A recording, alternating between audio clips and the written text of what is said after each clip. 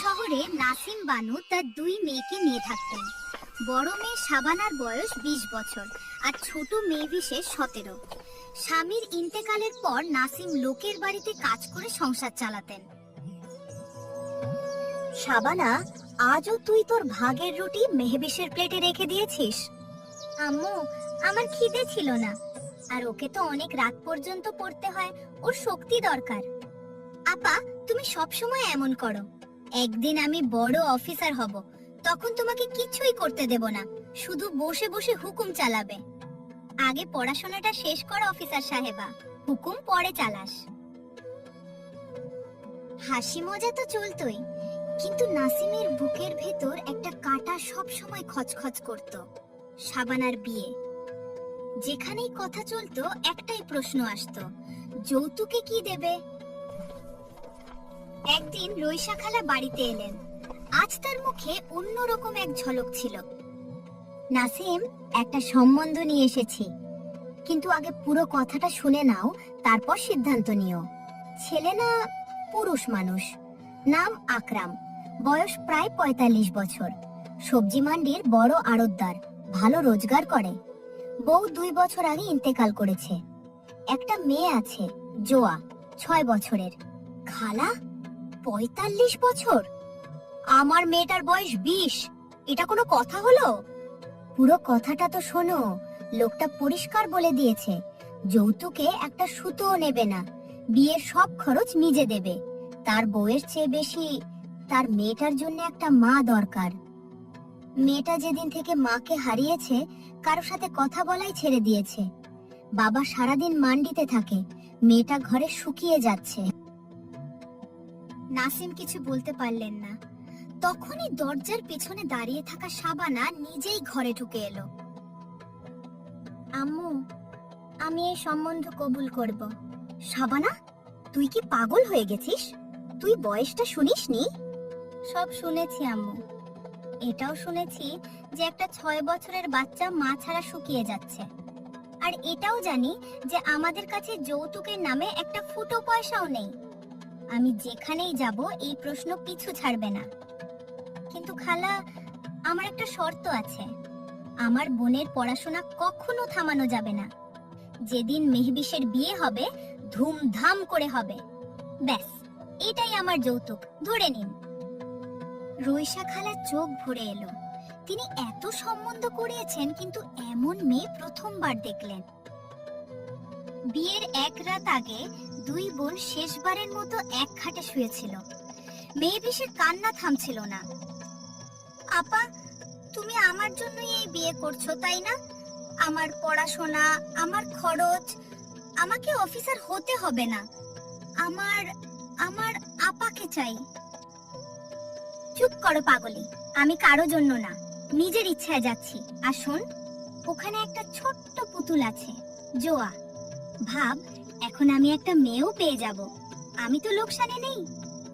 আপা, একটা ওয়াদা করো, যখনই মন ভারী হবে আমাকে ডেকে নিও, আমি দৌড়ে চলে আসব। আর তুই একটা ওয়াদা কর, এত পড়বি যে একদিন তোর নাম শুনে লোকে বলবে, এ সেই শাবানারই বোন। তোর সাফল্যই হবে আমার আসল বিদায়।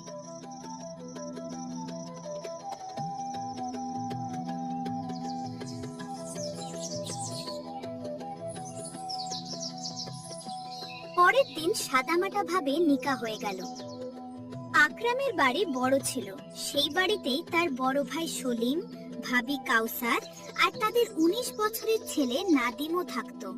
2 বছর ধরে সংসারের কর্ত্রী ছিল কাউসার। জুয়াও তার জিম্মায় ছিল, আর আকরামের রোজগারের হিসাবও। প্রথম রাতেই আকরাম শাবানার সাথে সোজাসুজি কথা বলল। শাবানা, আমি তোমাকে মিথ্যা ওয়াদা করব না। আমি বয়সে তোমার চেয়ে অনেক বড়, এটা সত্যি। আমি শুধু এটুকুই চাই যে আমার জোয়া আবার হাসতে শিখুক। যেদিন ওই বাচ্চাটা তোমাকে আপন মেনে নেবে, বুঝে নিও তুমি আমার উপর অনেক বড় উপকার করেছো। উপকার না, ও আজ থেকে আমার দায়িত্ব। শুধু আপনি আমাকে একটু সময় দিন। বাচ্চাদের মন জিততে হয়, কিনতে হয় না।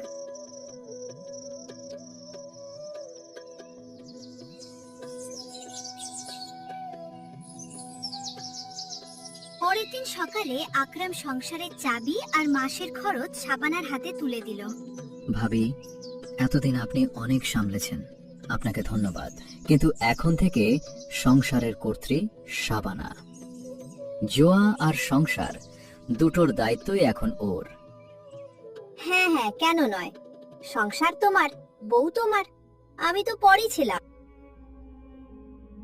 মুখে হাসি ছিল, কিন্তু ভেতরে আগুন জ্বলে গিয়েছিল। 2 বছরের রাজত্ব একদিনে ছিনিয়ে নেওয়া হয়েছিল।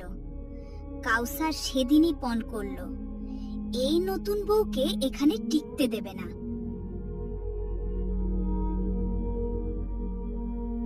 জোয়া সত্যি নিভে গিয়েছিল। কারো সাথে কথা বলতো না, খেলতো না।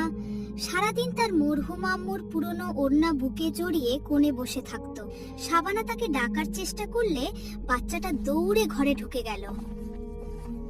তুমি আমার আম্মু না, চলে যাও এখান থেকে। শাবানা জোর করলো না, সে অন্য পথ ধরল। রোজ দুপুরে সে জোয়ার দরজার বাইরে বসে যেত আর নিজে নিজেই জোরে জোরে গল্প শোনাতে শুরু করত। পরীদের গল্প, টিয়া ময়নার গল্প, উড়ন্ত ঘোড়ার গল্প। 3য় দিনে দরজাটা একটু খুলল।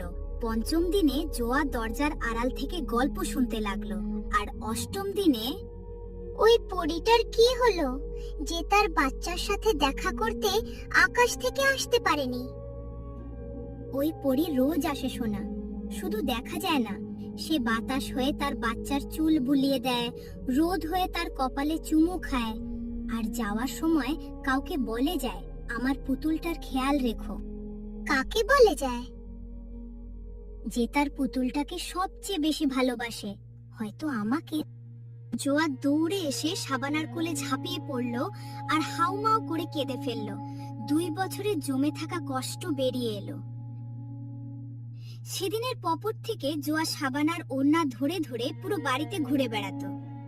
আর এক সন্ধ্যায় খেতে খেতে বাচ্চাটার মুখ থেকে প্রথমবার বেরোলো, আম্মু আরো ভাত দাও। শাবানা চমকে গেল। দরজায় দাঁড়িয়ে থাকা আকরাম এটা শুনে মুখ ঘুরিয়ে নিজের চোখের পানি মুছে ফেলল। কিন্তু সেই বাড়িতেই আরেকজনও এটা শুনল, কাউসার, আর তার বুকটা জ্বলে গেল। কাউসার পাড়ার মহিলাদের মধ্যে শাবানার বিরুদ্ধে বিষ ঢালতে শুরু করলো। আরে বোন, কি আর বলবো, কালকের আসা মেয়েটা পুরো সংসারটা দখল করে নিয়েছে। চাবি, টাকা, বাচ্চা সব হাতিয়ে নিয়েছে। আর বাচ্চাটার উপর তো কি জাদু করেছে কে জানে। যে বাচ্চা 2 বছর আমার কাছে ছিল, আমার সাথে কথা বলেনি, সে এর পেছনে আম্মু আম্মু করে ঘুরে বেড়ায়। নিজের মাকেই ভুলে গেছে হতভাগী। কিন্তু কাউসার, শুনেছি বাচ্চাটা এখন হাসি খুশি থাকে, খেলাধুলা করে স্কুলেও যেতে শুরু করেছে। এটা তো ভালো কথা, তাই না? ভালো কথা? আরে এসব লোক দেখানো, আসল খেলা তো টাকার। দেবরের সব রোজগার নিজের হাতে নিয়ে নিয়েছে। আর আমি নিজের চোখে দেখেছি, প্রতি মাসে কিছু টাকা আলাদা করে একটা বাক্সে লুকিয়ে রাখে। কেন? কার জন্য? বুঝে নাও বোন, বাপের বাড়ির কুয়ো ভরতে এসেছে। কথাটা অর্ধেক সত্যি ছিল।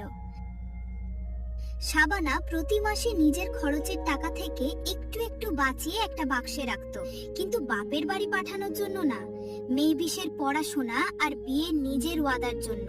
এই কথাটা সে কাউকে বলেনি।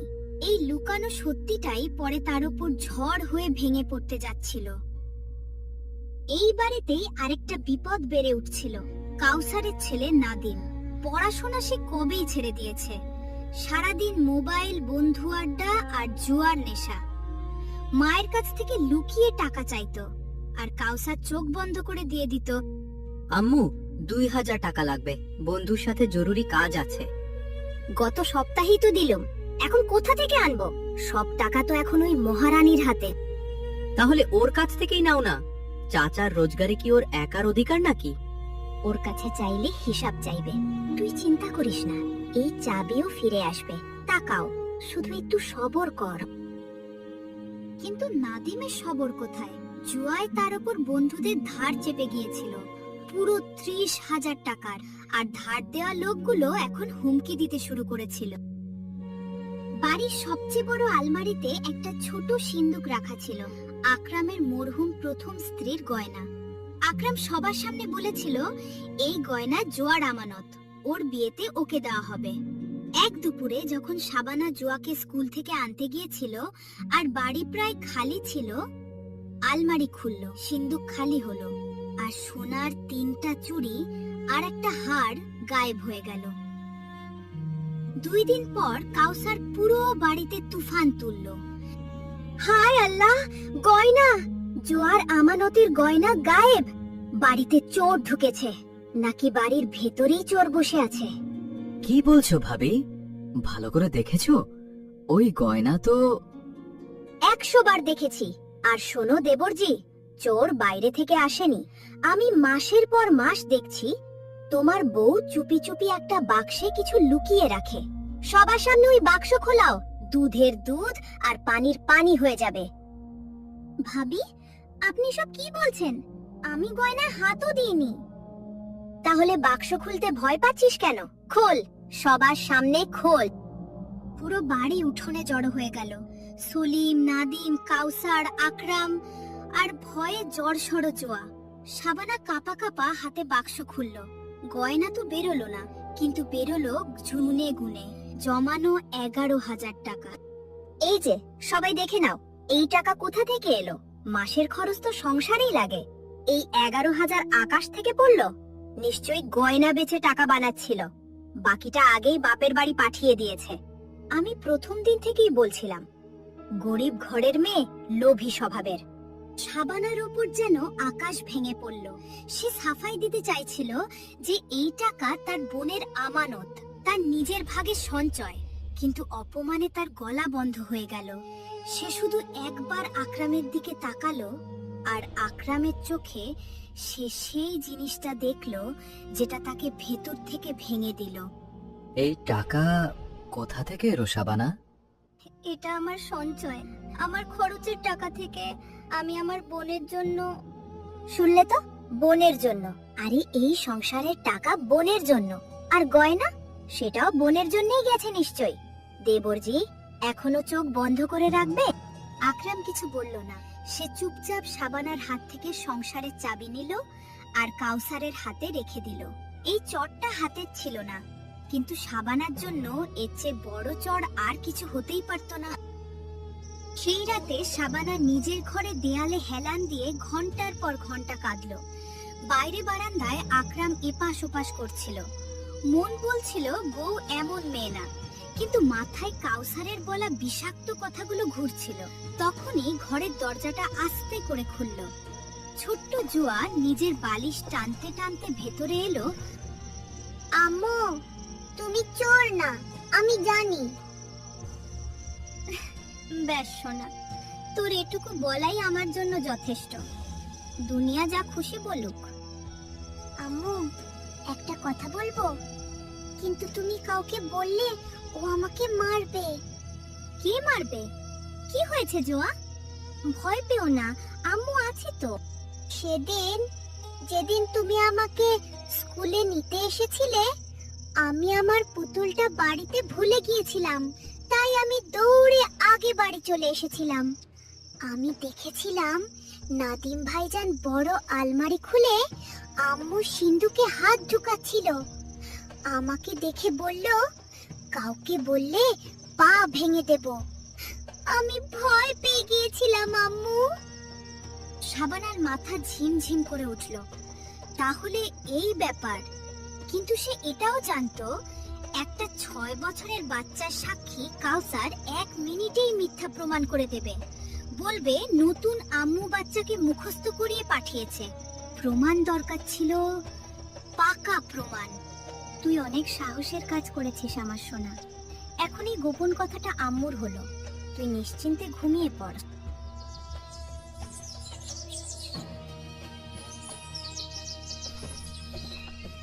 পরের দিন সকালে শাবানা সোজা বাজারে পৌঁছালো, হাজী রাজ্জাকের দোকানে।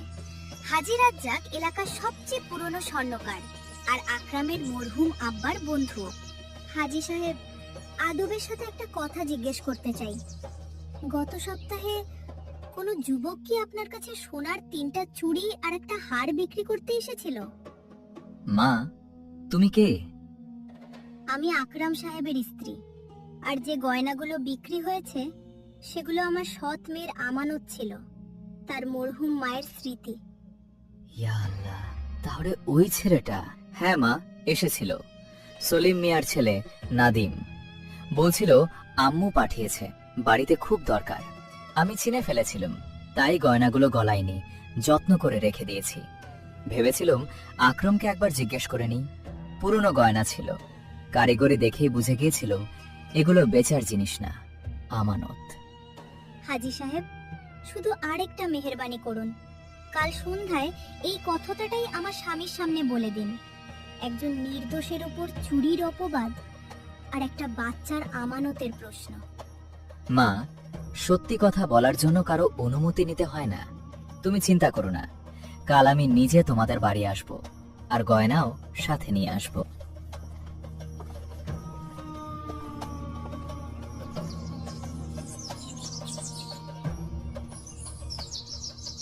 পরের দিন সন্ধ্যায় আকরাম মান্ডি থেকে ফিরে দেখলো বৈঠকখানায় হাজি রাজ্জাক বসে আছেন, আর তার সামনে টেবিলে একটা পুটলি রাখা। পুরো বাড়ি জড়ো হয়ে গেল। হাজি সাহেব পুটলিটা খুললেন। সেই 3টা চুড়ি, সেই হার। হাজি সাহেব, এই এই গয়না আপনার কাছে কিভাবে? এটাই বলতে এসেছি আকরাম মিয়া। গত বৃহস্পতিবার এই গয়নাগুলো আমার দোকানে বিক্রি করা হয়েছে, আর বিক্রি করা লোকটা কোনো বাইরের চোর ছিল না, তোমার নিজের বাড়ির ছেলে ছিল, নাদিম। বলছিল আম্মু পাঠিয়েছে।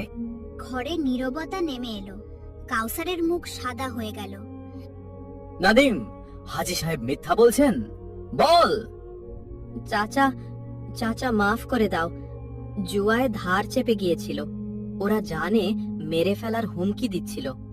আমি আর কোনো পথ পাইনি। আম্মুকেও আমি পরে বলেছিলাম। পরে বলেছিলি মানে? ভাবি, আপনি সব জানতেন? আপনি জানতেন চোর আপনার নিজের ছেলে, আর আপনি ভরা উঠোনে আমার বউয়ের বাক্স খোলালেন, তার উপর চুরির অপবাদ দিলেন, এসব জেনেও? আমি নিজের ছেলেকে কিভাবে ধরিয়ে দিতাম? ভেবেছিলাম ব্যাপারটা চাপা পড়ে যাবে। আর ওই বাক্সের টাকাও তো বেরিয়েছিল। ভাবলাম এর উপরই চাপিয়ে দিলে। তাহলে একজন নির্দোষের সম্মানের বিনিময়ে নিজের ছেলের অপরাধ ঢেকে দেব, এটাই ভেবেছিলেন আপনি? আর ওই টাকা, যেটা নিয়ে আপনি আমার বউকে সবার সামনে অপমান করলেন? কেউ কিছু বলার আগেই ছোট্ট জোয়া দৌড়ে ভেতর থেকে একটা জিনিস নিয়ে এলো। শাবানা সেই বাক্সটা আর নিজের আব্বুর সামনে রেখে দিল। আব্বু, আম্মুর টাকা ফেরত দিয়ে দাও। এটা আম্মু তার বোনের জন্য জমিয়েছে। আম্মু রোজ বলে, আমি আমার বোনকে ওয়াদা করেছি তাকে অফিসার বানাবো, তার বিয়ে ধুমধাম করে দেব। আকরাম বাক্সটার দিকে তাকালো, আর তার চোখ থেকে পানি গড়িয়ে পড়ল। যে মেয়েটা যৌতুক ছাড়া তার সংসার সাজিয়েছে, তার বাচ্চাকে জীবন দিয়েছে, সে নিজের জন্য একটা স্যান্ডেল কেনে না, আর সে তার হাত থেকে চাবি কেড়ে নিয়েছিল। আকরাম শাবানার সামনে এলো। বয়সে বড়, লম্বা চওড়া সেই মানুষটা আজ চোখ তুলে তাকাতে পারছিল না। শাবানা, আমি তোমার কাছে মাফ চাওয়ারও যোগ্য না। যেদিন তুমি আমার বাচ্চাটাকে আম্মু হয়ে বুকে জড়িয়ে নিয়েছিলে, সেদিনই আমার বুঝে যাওয়া উচিত ছিল যে এই মেয়ে চুরি তো দূরের কথা, কারো মনেও কষ্ট দিতে পারে না। কিন্তু আমি একজন হিংসুটের কথায় বিশ্বাস করে ফেললাম, আর নিজের চোখের সামনে দাঁড়িয়ে থাকা সত্যিটাকে অস্বীকার করলাম। পারলে এই হতভাগাকে মাফ করে দিও। আপনি বড়, এভাবে কথা বলবেন না। অপবাদে আপবাদে আমার ততটা কষ্ট হয়নি। কষ্ট শুধু এক মুহূর্তের ছিল, যখন আপনার চোখে সন্দেহ দেখেছিলাম। কিন্তু আজ আপনার চোখে যে সত্যিটা দেখছি, সেটা ওই ক্ষতটা ভরে দিয়েছে। ভাইজান, আপনি আমার বাবার জায়গায়, আপনার উপর কোনো অভিযোগ নেই।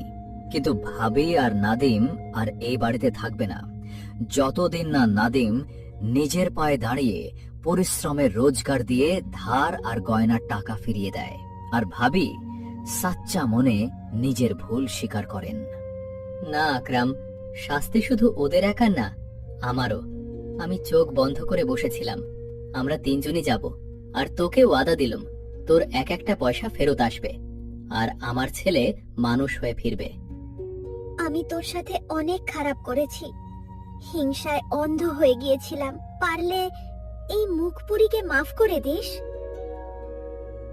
ভাবি, আপনি বড়, শুধু এটুকু মনে রাখবেন, কোনো নারীর সংসার ভেঙে কোনো নারী কখনো সুখী হয় না। যান, আর যখন ফিরবেন তখন ভাবি না মা হয়ে ফিরবেন। এই বাড়ি আপনার পথ চেয়ে থাকবে।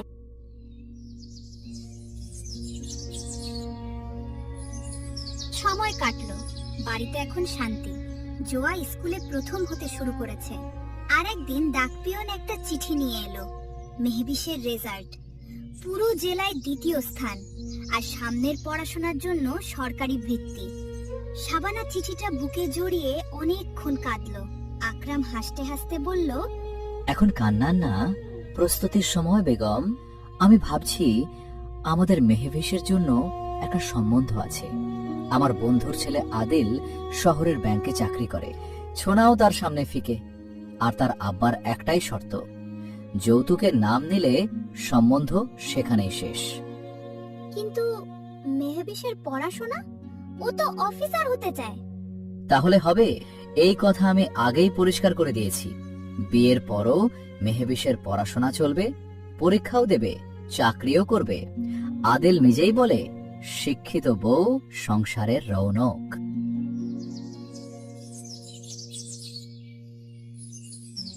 কয়েক মাস পর মেহবিশের নিকা আদিলের সাথে হয়ে গেল, ধুমধাম করে, বাজনা বাদ্য বাজিয়ে, ঠিক যেমনটা শাবানা বছর আগে তার বোনকে ওয়াদা করেছিল। সব খরচ আকরাম দিল, আর শাবানার সেই বাক্সটা 11,000 টাকার বিদায়ের দিন শাবানা নিজে তার বোনের হাতের তালুতে তুলে দিল। আপা, এটা কি? তোর আপার বছরের পর বছরের সঞ্চয় আর তার পূরণ করা ওয়াদা। এটা যত্ন করে রাখিস, টাকার জন্য না, এই বিশ্বাসের জন্য যে একটা বোন যখন কিছু পণ করে তখন উপরওয়ালাও তার সাথে থাকেন। আপা, তুমি নিজের ভাগের কাটা বেছে নিয়ে আমার পথে ফুল বিছিয়ে দিয়েছো। আমি অফিসার হয়ে দেখাবো, তোমার নামের ইউনিফর্ম পরবো। বিদায়ের পর বাড়ির উঠোনে সন্ধ্যা নামছিল। জোয়া দৌড়ে এসে শাবানার কোলে বসে পড়ল। আম্মু, খালা তো চলে গেল, এখন তুমি মন খারাপ করো না, আমি আছি তো তোমার কাছে। আমার পুতুলটা যতদিন কাছে আছে তোর আম্মু মন খারাপ করতেই পারে না। জানো শাবানা, লোকে বলতো আমি বুড়ো বয়সে বিয়ে করে ভুল করেছি, কিন্তু সত্যিটা হলো আমি বউ না, এই সংসারের কিসমত বিয়ে করে এনেছিলাম। বন্ধুরা, এই গল্প থেকে আমরা 3টে শিক্ষা পাই। প্রথম, হিংসা মানুষকে দিয়ে এমন কাজ করিয়ে নেয় যা তার নিজের সংসারই পুড়িয়ে দেয়। দ্বিতীয়, কারো উপর অপবাদ দেওয়ার আগে 1000 বার ভাবো, কারণ নির্দোষের দীর্ঘশ্বাস কখনো বৃথা যায় না। আর তৃতীয়, সম্পর্ক রক্তে না, মমতায় তৈরি হয়। যে বাচ্চাকে শাবানা জন্ম দেয়নি সেই বাচ্চাই তার সবচেয়ে বড় সাক্ষী আর সবচেয়ে বড় শক্তি হলো। উপরওয়ালা দেরি করেন কিন্তু অবিচার করেন না। এই গল্পটা যদি আপনার মন ছুঁয়ে যায় তাহলে ভিডিওটা লাইক করুন, আপনজনদের সাথে শেয়ার করুন, আর এমনই সত্যিকারের আবেগভরা গল্পের জন্য চ্যানেলটা সাবস্ক্রাইব করতে ভুলবেন না। দেখা হবে পরের গল্পে।